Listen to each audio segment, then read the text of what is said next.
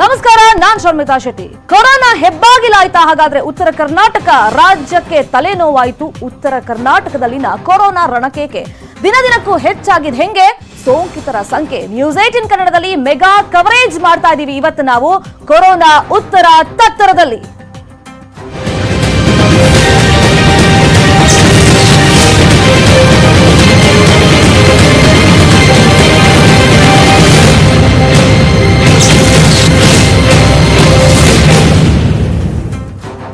ನಿಮಗೆಲ್ಲ ನೆನಪಿರಬಹುದು, ಈ ಕೊರೋನಾ ಆರಂಭದ ದಿನಗಳಲ್ಲಿ ಕಲಬುರಗಿಯಲ್ಲಿ ದೇಶದ ಮೊದಲ ಸಾವಾದಾಗ ಕೇವಲ ಉತ್ತರ ಕರ್ನಾಟಕ ಅಷ್ಟೇ ಅಲ್ಲ, ನಮ್ಮ ರಾಜ್ಯ ಅಷ್ಟೇ ಅಲ್ಲ, ದೇಶವೇ ಗಾಬರಿಗೆ ಒಳಗಾಗಿತ್ತು, ಆತಂಕಕ್ಕೆ ಒಳಗಾಗಿತ್ತು. ಆದ್ರೆ ಕ್ರಮೇಣ ನಾವು ನೋಡಿದಾಗ, ಆ ಗ್ರಾಫ್ ಅನ್ನ ನೋಡಿದಾಗ ರಾಜ್ಯದಲ್ಲಿ ದಿನದಿಂದ ದಿನಕ್ಕೆ ಇಳಿಮುಖ ಆಗ್ತಾ ಇದೆ ಕೊರೋನಾ ಸೋಂಕಿತರ ಸಂಖ್ಯೆಯಲ್ಲಿ. ಕಳೆದ 3 ದಿನಗಳಿಂದ ಬೆಂಗಳೂರಿನ ಮಹಾನಗರದಲ್ಲೇ ಶೂನ್ಯ ಕೇಸ್ ದಾಖಲಾಗ್ತಾ ಇದೆ. ಆದ್ರೆ ಈ ನಡುವೆ ದೊಡ್ಡ ಆತಂಕ ಇರೋದು ಅಂತಂದ್ರೆ ನಮಗೀಗ ಉತ್ತರ ಕರ್ನಾಟಕ ಭಾಗದಲ್ಲಿ.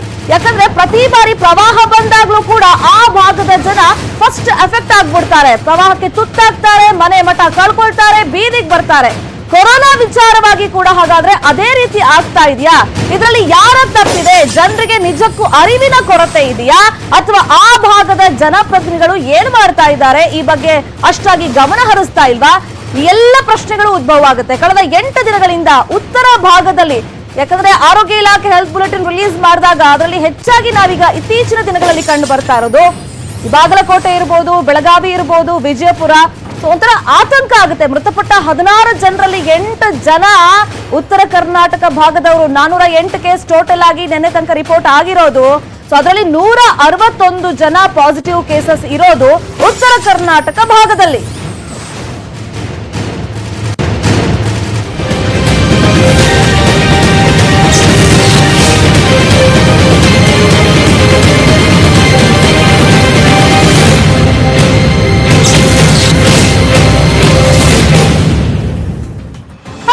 ಸಮಸ್ಯೆ ಆಗ್ತಾ ಇದೆ ಉತ್ತರ ಕರ್ನಾಟಕ ಭಾಗದಲ್ಲಿ. ವೈದ್ಯಕೀಯ ಮೂಲ ಸೌಕರ್ಯಗಳ ಕೊರತೆ ಇದೆ ಅಂತ ಒಂದು ಆರೋಪ ಇದೆ. ಅದ್ರ ಜೊತೆಯಲ್ಲಿ ಪ್ರಥಮ ಮತ್ತೆ ದ್ವಿತೀಯ ಕಾಂಟ್ಯಾಕ್ಟ್ ಟೆಸ್ಟಿಂಗ್ ಗಳ ವಿಳಂಬ ಆಗ್ತಾ ಇದೆ ಅಂತ ಆರೋಪ ಇದೆ.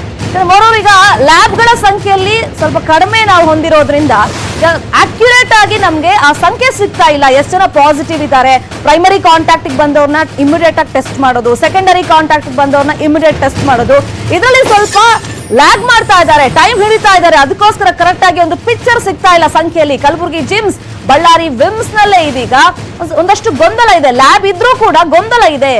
ಉತ್ತರ ಕರ್ನಾಟಕದಲ್ಲಿ ಸುಸಜ್ಜಿತ ಆಸ್ಪತ್ರೆಗಳ ಕೊರತೆ ಇದೆ. ಮಹಾರಾಷ್ಟ್ರದಿಂದ ಬೆಳಗಾವಿಗೆ ಈ ಸೋಂಕು ಹಬ್ತಾ ಇದೆ. ಇನ್ನು ಹೈದರಾಬಾದ್ ಇಂದ, ಯಾಕಂದ್ರೆ ಗಡಿ ಭಾಗ ಆಗಿರೋದ್ರಿಂದ ಪಕ್ಕದಲ್ಲೇ ಬೇರೆ ರಾಜ್ಯ ಇರೋದ್ರಿಂದ ಕಲಬುರಗಿ ಜಿಮ್ಸ್ ಮತ್ತೆ ಬಳ್ಳಾರಿಯ ವಿಮ್ಸ್ ಆಸ್ಪತ್ರೆಯಲ್ಲೂ ಕೂಡ ಲ್ಯಾಬ್ ಫೆಸಿಲಿಟಿ ಏನೋ ಇದೆ. ಆದ್ರೆ ಪ್ರಾಬ್ಲಮ್ ಏನಾಗ್ತಿದೆ ಅಂದ್ರೆ ಹೈದರಾಬಾದ್ ಇಂದ ಕಲಬುರಗಿ ಬಳ್ಳಾರಿಗೆ ಸೋಂಕು ತಗಲ್ತಾ ಇದೆ, ಮಹಾರಾಷ್ಟ್ರ ಇಂದ ಬೆಳಗಾವಿ ತಗಲ್ತಾ ಇದೆ. ಗಡಿ ಪ್ರದೇಶದಲ್ಲಿ ಇನ್ನೂ ಕೂಡ ಬಿಗಿ ಕ್ರಮಗಳನ್ನ ಇವರು ಟೈಟ್ ಮಾಡಬೇಕಾಗುತ್ತೆ. ಕೊರೋನಾ ಬಗ್ಗೆ ಮತ್ತಷ್ಟು ಜಾಗೃತಿ ಮೂಡಿಸುವಂತ ಅಗತ್ಯತೆ ಕೂಡ ಇದೆ. ನಾನು ಆಗ್ಲೇ ಹೇಳ್ತಾ ಇದ್ನಲ್ಲ, ಸೊ ಈ ಭಾಗದಲ್ಲಿ ಉತ್ತರ ಕರ್ನಾಟಕ ಭಾಗದಲ್ಲಿ ಅರಿವಿನ ಕೊರತೆ ಇದೆ ಜನರಿಗೆ ಇನ್ನೂ ಕೂಡ ಅಂತ ಹೇಳಲಾಗ್ತಾ ಇದೆ. ಯಾಕಂದ್ರೆ ಆ ಭಾಗದಲ್ಲಿ ಆರ್ಥಿಕವಾಗಿ ಜನ ನಾರ್ಮಲ್ ಡೇಸ್ ಅಲ್ಲೇ ಎಷ್ಟು ಮಟ್ಟಿಗೆ ಇದ್ರು, ಅವ್ರ ಎಕನಾಮಿಕ್ ಸ್ಟೇಟಸ್ ಎಷ್ಟು ಮಟ್ಟಿಗೆ ಇತ್ತು ಅಂತ ನಮ್ಮೆಲ್ರಿಗೂ ಕೂಡ ಗೊತ್ತೇ ಇದೆ. ಕೂಲಿ ನಾಲಿ ಮಾಡಿ ಬದುಕುವಂತ ಸಾಕಷ್ಟು ಜನ ಇದ್ದಾರೆ, ರೈತ ವರ್ಗ ಇದೆ. ಸೊ ಹಂಗಾಗಿ ಈಗ ಬೇರೆ ರಾಜ್ಯಗಳ ಜೊತೆ ಅವ್ರಿಗೆ ವ್ಯವಹಾರ ಎಲ್ಲ ನಡೆಸ್ತಾ ಇದ್ರು. ಆಲ್ ಆಫ್ ಸಡನ್ ಎಲ್ಲವೂ ಕೂಡ ಸ್ಟಾಪ್ ಆಗ್ಬಿಟ್ಟಿದೆ. ಕೊರೋನಾದಿಂದ ದೇಶ ಅಷ್ಟೇ ಅಲ್ಲ, ಜಗತ್ತೇ ಸ್ತಬ್ಧವಾಗ್ಬಿಟ್ಟಿದೆ. ಅದು ಒಂದ್ ಸೈಡ್ ಆದ್ರೆ, ಇನ್ನೊಂದ್ ಸೈಡ್ ಈಗ ಅಲ್ಲಿ ಗಡಿ ಭಾಗದಲ್ಲಿ ಅಷ್ಟಾಗಿ ಸ್ಟ್ರಿಕ್ಟ್ ಇಲ್ಲ. ಅದಕ್ಕೋಸ್ಕರ ಈಗ ಅಲ್ಲೆಲ್ಲ ಸಂಚಾರ ಎಲ್ಲ ಸಾಧ್ಯವಾಗ್ತಿದೆ, ಕಾಂಟ್ಯಾಕ್ಟ್ ಬರೋದು ಕೂಡ ಜಾಸ್ತಿ ಆಗ್ತಾ ಇದೆ. ಇದರಿಂದ ಈ ಕೊರೋನಾ ಸೋಂಕಿತರ ಸಂಖ್ಯೆಯಲ್ಲೂ ಕೂಡ ಆ ಭಾಗದಲ್ಲಿ ಜಾಸ್ತಿ ಆಗ್ತಾ ಇದೆ. ಮತ್ತೆ ಕೆಲವೊಂದಿಷ್ಟು ಜನರಲ್ಲಿ ಏನಾಗ್ತಿದೆ ಸೋಂಕಿತರಲ್ಲಿ ಅಂತಂದ್ರೆ ಆತಂಕ ಇರೋದು, ಸಿಂಪ್ಟಮ್ಸೇ ಇರೋದಿಲ್ಲ, ಟೆಸ್ಟ್ ಮಾಡಿದಾಗ ಪಾಸಿಟಿವ್ ಅಂತ ಬರ್ತಾ ಇದೆ. ಆರೋಗ್ಯ ಇಲಾಖೆಗೆ ಇದೇ ತಲೆನೋವು ಆಗಿರೋದೀಗ. ಹಾಗಾದ್ರೆ ಈಗ ಸಿಂಪ್ಟಮ್ಸೇ ಇಲ್ಲ ಅಂದ್ರೆ ಯಾರ್ಯಾರನ್ನ ಟೆಸ್ಟಿಗೆ ಒಳಪಡಿಸಬೇಕು, ಯಾರ್ಯಾರಿಗೆ ಪಾಸಿಟಿವ್ ಬರುತ್ತೆ, ಯಾರೆಲ್ಲ ಪ್ರೈಮರಿ ಕಾಂಟ್ಯಾಕ್ಟ್ ಬಂದಿದ್ದಾರೆ, ಯಾರೆಲ್ಲ ಸೆಕೆಂಡರಿ ಕಾಂಟ್ಯಾಕ್ಟ್ ಬಂದಿದ್ದಾರೆ. ಸೊ ಈ ವಿಚಾರವಾಗಿ ಸ್ವಲ್ಪ ಟೈಮ್ ಹಿಡಿತಾ ಇದೆ, ಅದರಲ್ಲೂ ಕೂಡ ಗೊಂದಲ ಇದೆ.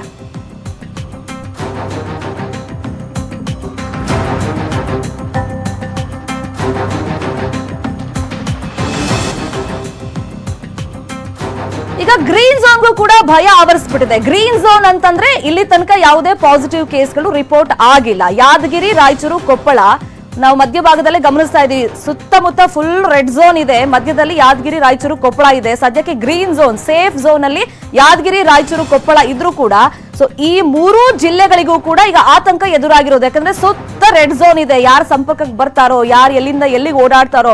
ಈಗ ಪೊಲೀಸರು ಕಣ್ತಪ್ಪಿಸಿ ಕೂಡ ತುಂಬಾ ಜನ ಓಡಾಟ ಮಾಡ್ತಾ ಇರೋದ್ರಿಂದ ಅವ್ರಿಗೆ ಗೊತ್ತಾಗಲ್ಲ ಯಾದಗಿರಿಲಿ ಇದೆಯೋ, ರಾಯಚೂರಲ್ಲಿ ಇದೆಯೋ, ಕೊಪ್ಪಳದಲ್ಲಿ ಇದೆಯೋ, ಅವೆಲ್ಲ ಗೊತ್ತಾಗೋದಿಲ್ಲ.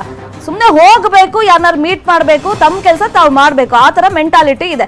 ಹಂಗಾಗಿ ಈಗ ಯಾದಗಿರಿ, ರಾಯಚೂರು, ಕೊಪ್ಪಳದ ಜನರಿಗೆ ಒಂಥರ ಭಯ, ಆತಂಕ ಕಾಡ್ತಾ ಇದೆ. ಸುತ್ತಲೂ ಈಗ ರೆಡ್ ಝೋನ್ ಇದೆ. ತಮ್ಮ ಜಿಲ್ಲೆ ಸೇಫ್ ಆಗಿದ್ರು ಕೂಡ ಯಾವಾಗ ಏನಾಗುತ್ತೆ, ಈ ವೈರಸ್ ಯಾರನ್ನ ಅಟ್ಯಾಕ್ ಮಾಡುತ್ತೆ, ಹೆಂಗ್ ಬರುತ್ತೆ, ಯಾವ್ದನ್ನು ಕೂಡ ಹೇಳಕ್ ಆಗಲ್ಲ. ಇನ್ನು ರೆಡ್ ಝೋನ್ ಅಲ್ಲಿ ಇರೋಂತ ಕಲಬುರ್ಗಿ 27 ಪಾಸಿಟಿವ್ ಕೇಸಸ್ ಅಲ್ಲಿದೆ, ವಿಜಯಪುರದಲ್ಲಿ 32 ಪಾಸಿಟಿವ್ ಕೇಸಸ್ ಇದೆ, ಬೆಳಗಾವಿಯಲ್ಲಿ 42 ಇದೆ, ಬಾಗಲಕೋಟೆಯಲ್ಲಿ 21 ಇದೆ, ಧಾರವಾಡದಲ್ಲಿ 7, ಬೀದರ್ನಲ್ಲಿ 15 ಇದೆ, ಹಾಗೆ ಬಳ್ಳಾರಿಯಲ್ಲಿ 13, ಗದಗ್ನಲ್ಲಿ 4 ಕೊರೋನಾ ಪಾಸಿಟಿವ್ ಕೇಸಸ್ ಇಲ್ಲಿ ತನಕ ರಿಪೋರ್ಟ್ ಆಗಿರೋದು.